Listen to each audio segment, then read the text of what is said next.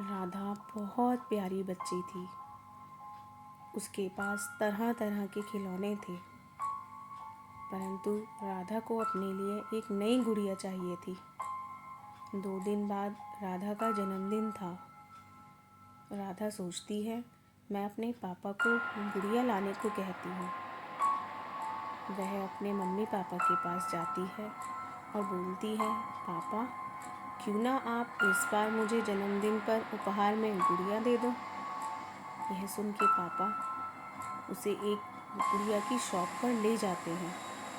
वहाँ तरह तरह की गुड़िया थी, परंतु राधा को तो एक अलग सी दिखने वाली गुड़िया पसंद आई। उस गुड़िया की बड़ी बड़ी आँखें थी, लंबे लंबे बाल थे और वह हंस रही थी। राधा की मम्मी ने जब उस गुड़िया को देखा तो देखते ही पहले तो वो डर गई। उन्होंने राधा को समझाया, राधा यह गुड़िया मुझे अच्छी नहीं लग रही। परंतु राधा उसी गुड़िया को लेने के लिए रोती रही। राधा को रोता देखकर उसकी मम्मी बहुत उदास थी। वह गुड़िया लगातार राधा को देख रही थी, मानो उससे कुछ कहना चाहती हो। राधा की मम्मी राधा से बहुत प्यार करती थी। उसे रोता देखकर उसकी मम्मी कहती है, ठीक है राधा, जैसा तुम्हारी मर्ज़ी, हम यह गुड़िया ले सकते हैं। यह सुनकर राधा ने अपनी मम्मी को गले लगा लिया। राधा अपनी गुड़िया को लेकर पार्क आती है। वह बहुत खुश होती है। पार्क में आकर गुड़िया को भी अच्छा लगता है। अगले दिन राधा गुड़िया को अपने साथ खाने की टेबल पे भी बिठाती है। गुड़िया राधा को देखकर कुछ सोच रही थी।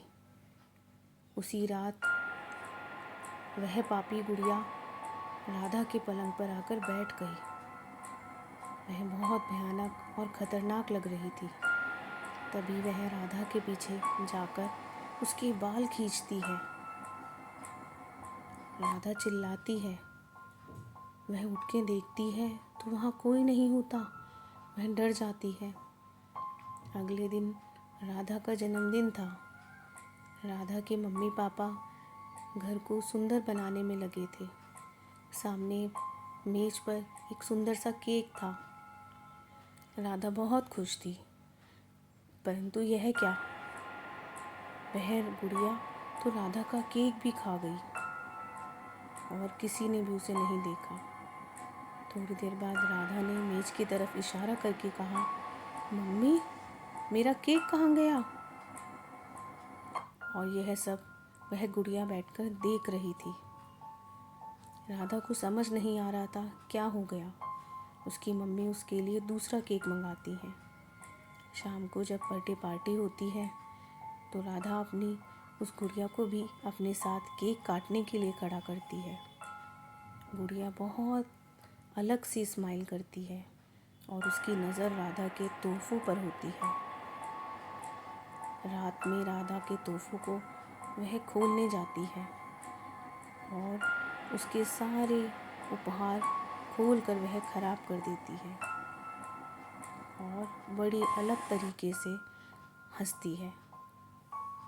अगले दिन जब सुबह राधा आती है तो वह कमरे में अपने उपहारों की ऐसी हालत देखकर उदास हो जाती है। उसे समझ नहीं आता कि उसके साथ ऐसा क्यों हो रहा है और यह कौन कर रहा है। पीछे वह डॉल सब देख रही थी। राधा बहुत ज़ोर ज़ोर से रोती है। वह कहती है, मम्मी पापा यह क्या हो गया। कौन है जो मेरा बर्थडे का केक खा गया। कौन है जिसने मेरे उपहार ख़राब कर दिए। वह गुड़िया राधा के स्कूल बैग में रखी हुई कॉपियों को भी निकालकर फाड़ देती है। राधा को तो पता भी नहीं होता। वह अपने कमरे में सो रही होती है। अगले दिन सुबह जब राधा स्कूल में वह अपना बैग खोलती है तो क्या देखती है, उसकी कॉपियाँ फटी हुई थी। वह हैरान हो जाती है। राधा की टीचर भी राधा को बहुत डांटती हैं। राधा, तुम्हें समझ नहीं है कि अपनी कॉपी किताबें कैसे रखती हैं? तुम बहुत लापरवाह लड़की हो। राधा ज़ोर ज़ोर से रोने लगती है। अब तो घर आकर राधा डर के कारण कांपने लगती है। वह सोचती है ऐसी भयानक हरकतें उसके साथ कौन कर रहा है, परंतु उसे कुछ समझ में नहीं आता। राधा के मम्मी पापा भी गहरी चिंता में होते हैं कि कौन है जो हमारी बेटी को परेशान कर रहा है।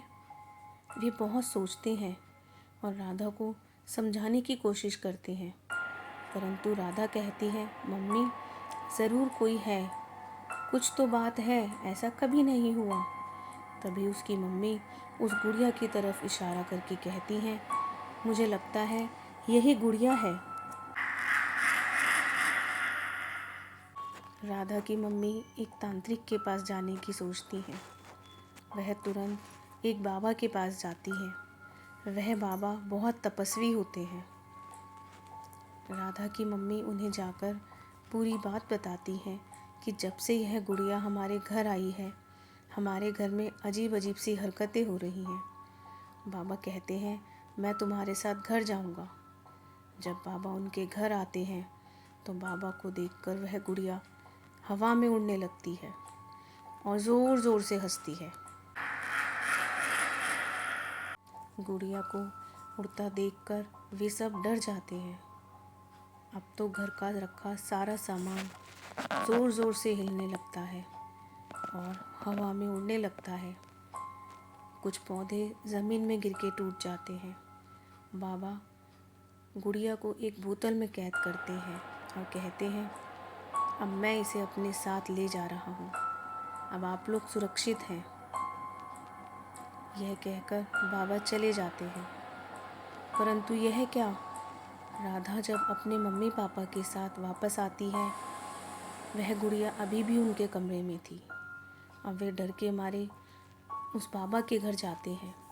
बाबा की किताब खुली होती है और उसमें अलग प्रकार की रोशनी निकल रही थी। उनका सारा सामान एवं वस्त्र ज़मीन पर बिखरे पड़े थे। तभी अचानक वे जादू से अपने घर वापस आ जाते हैं। वे हैरान होते हैं, हम तो तांत्रिक बाबा के घर थे, हम यहाँ कैसे आ गए। वे लोग बहुत ज़्यादा डर जाते हैं। उन्हें कुछ समझ नहीं आता कि हम क्या करें। कुछ ही देर में वे देखते हैं कि बाबा एक खिड़की के पास खड़े थे। बाबा कहते हैं, उस गुड़िया ने मुझे भी मार डाला, परंतु मरने के पश्चात अब मैं और भी शक्तिशाली हो गया हूँ। अब बाबा उस गुड़िया के पास जाते हैं एवं उस पर गंगा जल डालते हैं। गंगा जल डालने से गुड़िया परेशान हो जाती है और वह धुएं के रूप में परिवर्तित होकर नष्ट हो जाती है।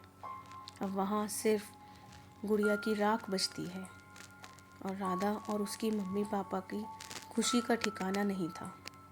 गुड़िया अब मर चुकी है और राधा अब पहले की तरह नॉर्मल है। बच्चों, अगर आपको हमारी यह कहानी पसंद आए तो हमारे चैनल को लाइक करें, शेयर करें और सब्सक्राइब करें। और हाँ, अपने दोस्तों के साथ शेयर करना ना भूलें। हम आपके लिए ऐसी मज़ेदार कहानियाँ हर रोज़ लाते रहेंगे, तो हमारे साथ देखते रहिए टीनी टीवी।